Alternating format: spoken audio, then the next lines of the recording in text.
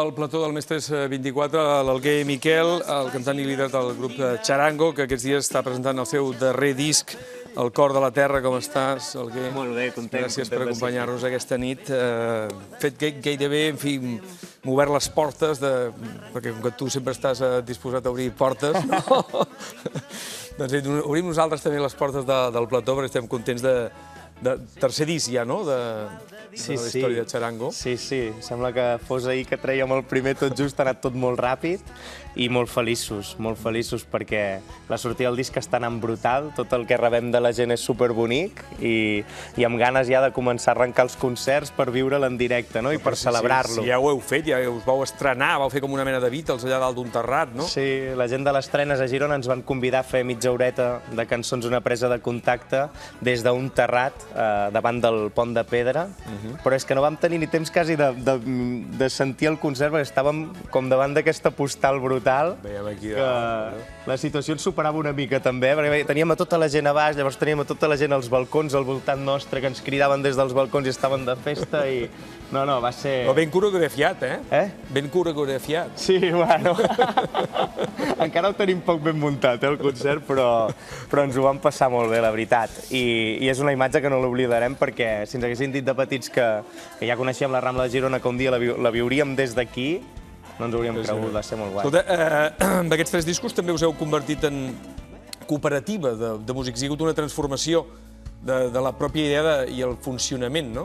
Sí, bueno, hi ha hagut un procés de coneixement i de creixement que al final nosaltres funcionàvem com una cooperativa, però no estàvem constituïts com a tal, i ara sí, aquest any ens hem constituït com a cooperativa, som una cooperativa sense ànim de lucre, els músics i els treballadors de Charango tenim un sou base, tot l'altre serveix per projectes, no? I al final... També del disc doneu la meitat dels drets d'autor de cadascuna de les cançons un col·lectiu o moviment social diferent, no? Sí, aquesta era la idea. Sempre estem buscant vies de que el que fem tingui una incidència concreta i hi ha molta gent que està fent feines que ens representen, nosaltres estem intentant fer música i si mentre la gent balla les nostres cançons suma en la feina de molta gent que creiem això, no?, que ens interessa el que fan, que ens representen i que estan intentant construir sobretot altres societats possibles, doncs... És que els companys del Metall, que era una expressió més de sindical, però el Metall té una força, no? Els vents tenen... Buah, no? Sí, no, mira. Deixes anar i aquí hem vist, entre els receptors destaquem Unitat contra el feixisme i el racisme, l'obra social de la PA, Tanquem els CIE, la Fundació MAP del Ripollès, el Banc dels Aliments, Sant Joan de Déu o Proactiva Open Arms, no? Sí, hi ha 14 col·lectius, per això també vam fer la sortida del disc, que cada dia traiem 2 cançons, perquè el donatiu és un fet, però el que és important, en el fons, era fer un transvasament, no? Que la gent que entrés al Facebook de Charango per sentir la cançó nova acabés a la pàgina web de l'obra social de la PA, no?, per exemple, i que el lloc on anessin a parar fos un lloc que creguéssim bo, no?, i que servís. I al final és un... Ja fa temps que estem teixint tota una xarxa d'amistats i de complicitats que d'alguna manera ara l'estàvem enfortint amb això, però són tot col·lectius amics amb els que ja hem fet projectes i hem compartit trossos de camí i mira, doncs al final aquest disc l'hem tret amb tots plegats. També heu estat un grup viatger, no?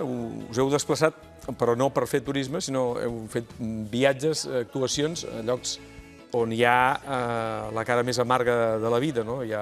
Sí, sempre sembla que estiguem obsessionats amb la idea del viatge. El primer dia es deia benvinguts al llarg viatge i sempre la tractem el viatge com a experiència de creixement, no? I nosaltres hem tingut l'oportunitat, suposo també privilegiada, que des d'on ens estem relacionant tenim temps per fer coses i l'any passat, doncs, bueno, tot va començar, de fet, aquest disc el vam començar a escriure a Palestina en un viatge que vam fer, allà construint un festival de circ i música contra l'ocupació militar i aquella experiència ens va flipar perquè vam descobrir i vam aprendre què és el que teníem entre les mans, no? Que era la música realment com a llenguatge de pau, com a llenguatge d'alegria i com el que podia generar espais de dignitat en llocs de tristesa, no?, d'alguna manera, i després de Palestina ja ens vam atrevir a fer molts més viatges i l'últim any això, ja hem estat diferents vegades als camps de refugiats de Grècia, també hem estat tocant a la frontera sud, a Melilla, al CETI de Melilla, també per la gent que està allà i bueno, hem fet molts viatges també a l'Àfrica, però llocs profundament trencats sobretot han sigut això, no? Palestina i els camps de refugiats. De fet, hi ha en el disc tots aquells que, en fi, o es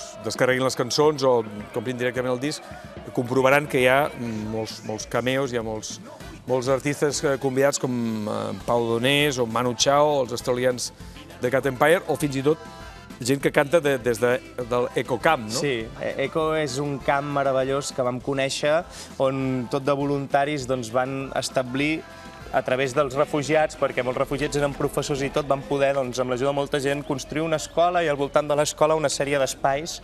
I amb Eco hem tingut molta relació perquè, mira, just aquestes imatges que surten són d'Eco, i era un camp petit on la gent vivia, sobretot la gent que li feia por estar a primera línia a la frontera, on hi havia els tancs de l'exèrcit de Macedònia, i vivien en una estació, una gasolinera que es deia Eco, per això era el nom del camp, una mica apartats, i amb ells vam viure 2 viatges en aquest camp, i després al desembre els vam anar a visitar el camp militar on els hem apartat del món, perquè és un camp militar on no hi pot entrar la premsa, no hi pot entrar l'ajuda internacional, nosaltres vam haver d'entrar d'amagat.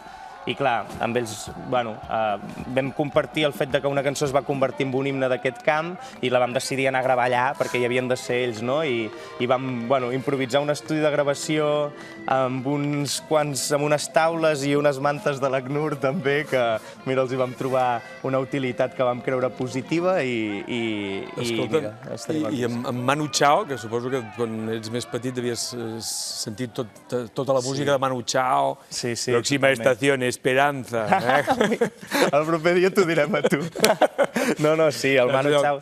A casa els meus pares sonava tot el dia. I jo és una de les... l'he descobert, el vaig descobrir a casa de molt petit, i quan vam venir a viure aquí a Barcelona, nosaltres vam venir a parar al barri Gòtic, abans de l'entrada a la llei del civisme, abans de l'entrada als Mossos d'Esquadra també, i encara vam poder viure els últims deixos d'una ciutat que era un nucli de peregrinatge artístic, pràcticament, i que s'havia donat una marca de fusió musical que es coneixia tot el món i que a nosaltres encara ens obre portes. I vosaltres beveu d'això, musicalment? Totalment. Nosaltres vam arribar aquí i se'ns va obrir el món. I amb el Manu Chao fa 10 anys que ens coneixem, i nosaltres érem uns nens que arribaven a Barcelona i ens trobàvem tocant amb ell al bar o al carrer, i sempre, d'alguna manera, sempre ens ha ajudat. I aquí, i d'una manera voluntària i involuntària, perquè al final, ja et dic, Barcelona, nosaltres el fet d'haver nascut aquí com a grup ens obre portes a molts festivals del món i té molt a veure amb que s'hi establissin gent com Manu Chao i moltes altres coses. El moviment Ocupa, que hi va haver aquí a Barcelona també a nivell artístic, era molt potent, i ara, malauradament,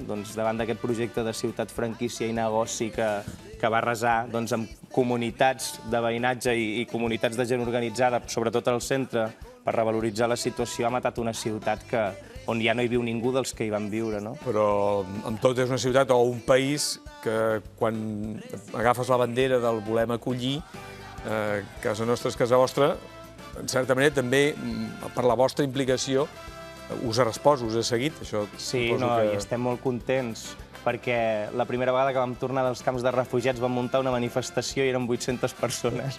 I després vam estar acampats davant de la seu de la Comissió Europea uns dies i érem 4, no?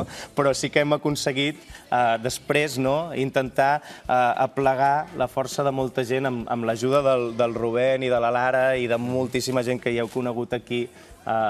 Sumant aquesta campanya, nosaltres vam obtenir la sort de poder-hi posar la veu en molts dies, i sumant aquesta campanya que va posar mig milió de persones al carrer, però que ens sembla poc, Jo no estic enfadat només amb els polítics. A mi em sap greu que la nostra societat no respongui més, i que no ho traduïm també en el dia a dia, perquè no val només sortir un dia aquí, encara tenim els ties aquí a casa nostra i tenim moltes coses que són una maquinària terrible i que evidentment aquesta empenta a casa nostra, a casa vostra, que ha sigut una experiència brutal i que és esperançadora realment, i que a mi m'ha fet veure que hi ha molta gent organitzada arreu de tot el país i gent sensible que fa coses, serveixi perquè tot això vagi desencadenant amb moltes altres coses.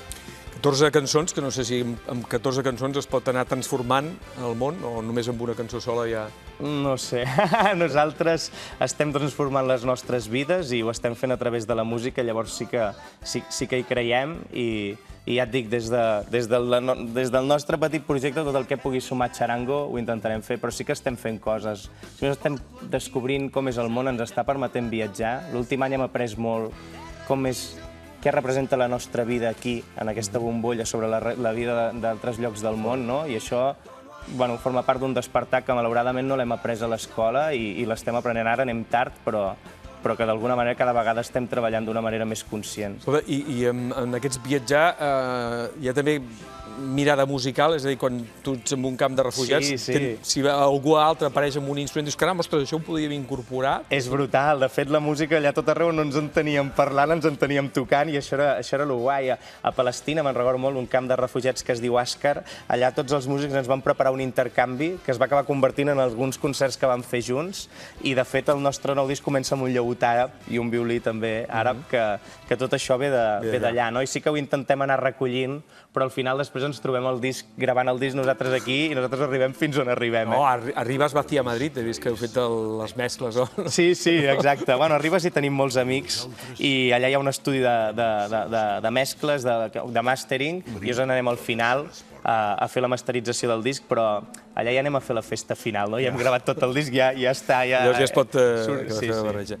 I per cert, Pau Donés també col·laborant amb vosaltres? Sí, el Pau Donés, nosaltres quan érem petits, igual que tothom, ens va atropellar la flaca, no? I tot això, però després el Pau va fer un disc que es deia Orquesta Reciclando, que ell reversionava les seves cançons i ho feia amb molta salsa, amb molta música llatina, i aquell disc a mi em va flipar, i segurament el Pau sempre ha fet coses així, sense complexes, a l'hora de barrejar estils musicals, i teníem una cançó que li vam ensenyar i a ell li va molar molt i mira, la vam gravar junts i va ser una experiència molt guai. Som foc. No, es diu, la cançó que hem gravat junts, Mil ocells. Mil ocells. Mil ocells la buscarem per posar-la al final per acabar el programa. Fantàstic. Sí, Som foc, i l'hem gravat amb The Cat Empire, que són una banda australians, no? Sí. A l'altra banda del món. Que venen molt aquí a Barcelona i també... I el tren del temps, Mariano Rajoy. Sí! No... Avui hem parlat del tren. No, nosaltres no ens coneix el Mariano, nosaltres sí que el coneixem amb ell, no l'hem convidat. Molt bé, escolta, doncs enhorabona. Que vagi molt bé, perquè això, la gira ara, en fi, tot just és arrencar i descarregar, perquè és com els castells heu de descarregar, de descàrregues no sé com aneu, però vaja... Molt bé, de fet, les primeres 24 hores vam tenir unes 50.000 descàrregues del disc, i a part d'això, totes les cançons que la gent ha anat seguint a Spotify i a YouTube... Posem l'adreça aquí de charango.com i aquí es pot trobar... Exacte, sí, tothom s'hi entra a la web, es pot descarregar el disc gratuïtament. El divendres serà a les botigues per qui el vulgui comprar, i a charango.com també es poden veure els concerts que anirem anunciant les properes setmanes, i això, que esperem a tothom, i donar les gràcies perquè ens sentim profundament agraïts. Doncs nosaltres estem molt contents d'haver pogut compartir també aquests minuts avui amb tu parlant de música, com ho vam fer en el seu moment parlant de la causa dels refugiats. Fem una pausa breu i encara tenim temps per parlar, ni que sigui uns minuts, d'Escòcia.